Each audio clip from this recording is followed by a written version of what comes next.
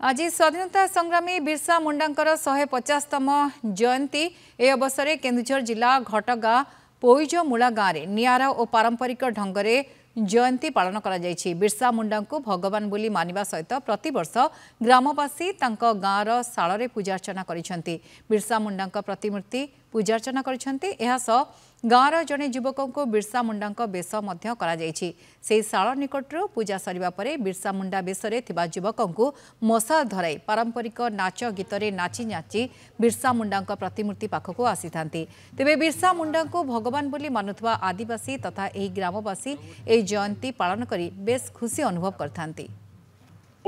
छक निकट जातीय राजपथ 120 कड़े प्रतिमूर्ति भगवान बिरसा मुंडा प्रतिमूर्ति स्थापन कलु। तो यहाँ संपूर्ण ग्रामवासी मिलित सहयोग आज बहुत खुशी लगुच।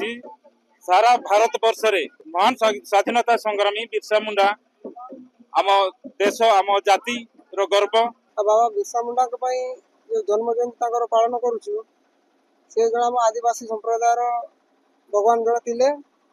से आम प्रत्येक वर्ष नवेम्बर 15 तारीख दिन में जन्म जयंती आम पालन करूँ।